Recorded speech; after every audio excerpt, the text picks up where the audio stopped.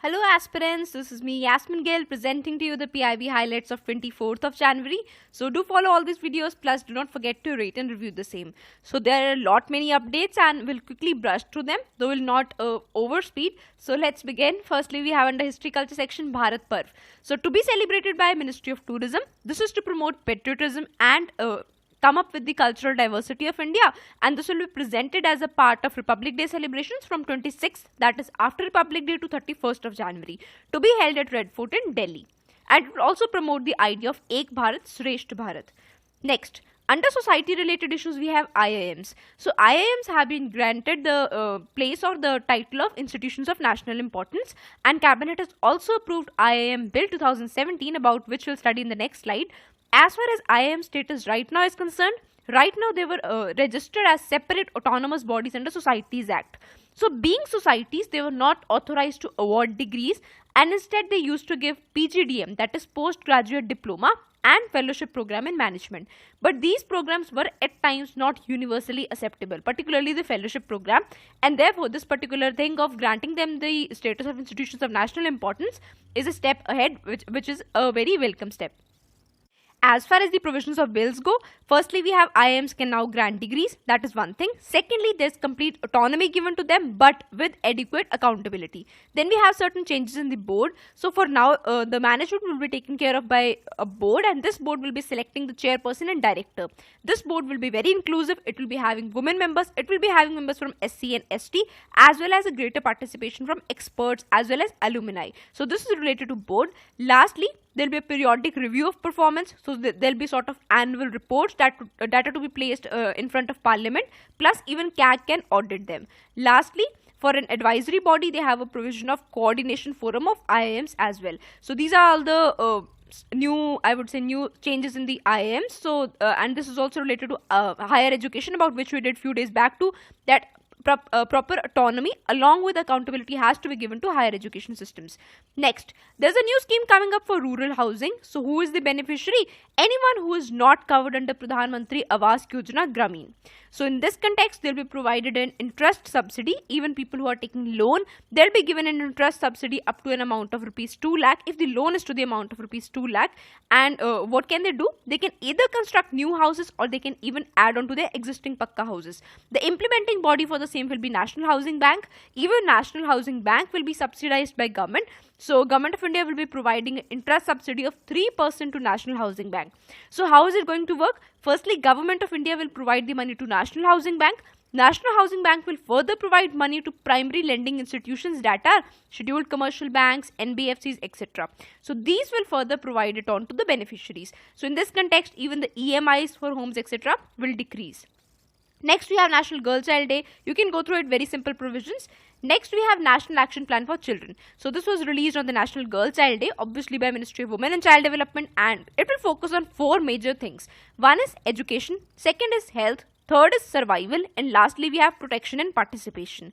And for all these 4 indicators, for all these 4 priority areas, there will be certain indicators as to check, okay, is health achieved, is education achieved, and so on. There will be indicators, plus there will be appropriate stakeholder engagement to implement all these 4 priority areas. So indicators as well as stakeholders to implement this particular 4 areas, plus there will be a care taken of new and emerging concerns, for example online child sexual abuse, etc. Plus, this is not everything new. They'll be drawing on the achievements which they had done till now using the existing programs. And one new issue is also sustainable development goals. So sustainable development goals would also be taken into account, and a proper roadmap will be formed for achieving the sustainable development goals pertaining to children in all those 4 areas. And lastly, as it was advised by National Policy for Children as well, there will be a formation of National Coordination and Action Group under the ministry to coordinate with all the stakeholders. So this is how children related development is to take forward from now on.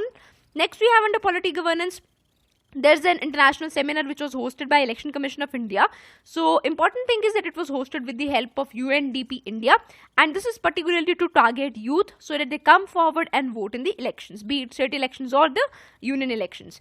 Also, there's a school engagement program already going on by Election Commission of India since January this year. So this will be particularly targeting children in the age group of 15 to 17 years. That is the new prospective voters, right? Coming up within an year, for example, they'll be 18 and they can vote. Also, Chief Election Commission of India, he has come with a e-journal named as Voice International.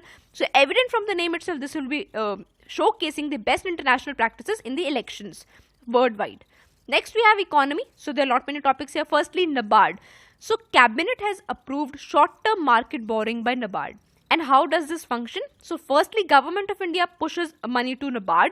NABARD further gives it to cooperative banks, agriculture societies and so on.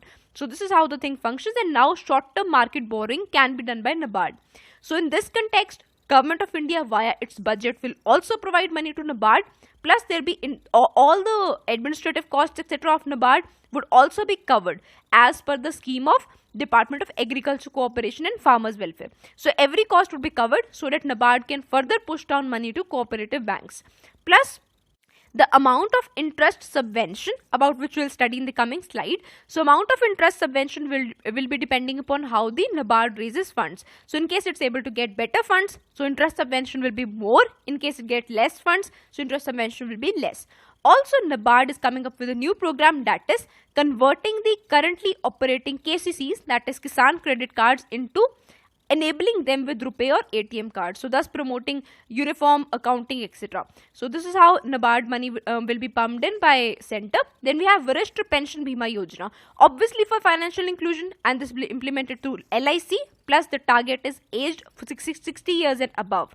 Also, this will protect them against any fall in their interest income, thus ensuring a guaranteed rate of pension, and this will be to the tune of 8% of per annum for 10 years. Also, the people, that is the beneficiary, they can choose to opt for monthly pension, quarterly pension, half-yearly pension or annual pension and so on. Plus, whatever will be the differential return, that is whatever will be the savings for the LIC or the return generated by LSC and the assured return of 8%. So that will be completely borne by Government of India so that LIC doesn't suffer any loss. Other than that, this particular scheme, that is the Varishtra Pension Bima Yojana, from its date of launch, it will be open for 1 year for subscribing to it. So this is how old age financial inclusion is promoted. Next, interest subvention scheme, about which we have been doing in various slides previously. So this particular scheme, just to cite an example, though it's given in various things, but hereby we'll be citing an example of agriculture, that is short-term crop loans. So this particular scheme has been started since 2006-2007. So what happens is, people or farmers who need short-term crop loans, up to short-term crop loans, short-term is in terms of time duration, and the money amount is up to 3 lakhs. So people or farmers who go for such loans, they'll be getting loans initially at 7% per annum by the public sector or regional rural banks and cooperatives and so on. Along with it, with the help of Government of India, this 7% interest would be given with a subvention of 3%. So there's a subsidy. By subvention we mean subsidy plus intervention. So 3% will be the interest, and therefore overall what will be the farmer paying as an interest? Just 4% and not the 7%. So because 3% is to be taken care of by government, and farmer will be only charged 4% as the interest rate. Overall, what is happening right now is that because of the demonetization, there was a lot of cash crunch, particularly in the rural areas. And in that context, Government of India has waived the interest for November and December months. So that's not important that it's waived for November and December month. What's important is to understand the interest subvention scheme. Next, we have an integrated Exhibition-cum convention center, which is to come up at Pragati Maidan in Delhi. So, Cabinet Committee of Economic Affairs, which is chaired by Prime Minister, it has actually approved this proposal. So, proposal will be taken care of by India Trade Promotion Organization, which is a company under the Department of Commerce. Further, it will delegate the responsibility to National Building Construction Corporation, which will be actually implementing the project. So, this will be a world-class exhibition, and it will be envisaged in 2 phases. Next, Global Exhibition on Services. So, just go through this. Is very simple here. Next, we have place of effective management. Very, very important. So, what is this whole idea of? See, any company which is right now resident outside India but but its effective management or the real control lies in India, but it merely goes outside to evade tax. So such shell companies have to be targeted and brought under tax net. So anything which has real control and management in India, they will be taxed. So this is the whole idea of POEM. It is referred to in short as POEM. So place of effective management. So this was a concept which came up in Finance Act 2015 to be effective from 1st April 2016, and it shall apply from the assessment year as given. So see, there will be a test which will be conducted by CBDT, that is Central Board of Direct Taxes. So what will be the test? It will be active business outside test. So is there really an active business outside the India? If there is an active business, then fine, we will not tax you. In case there is no active business and there's merely a shell company sort of thing, then appropriately you will be taxed.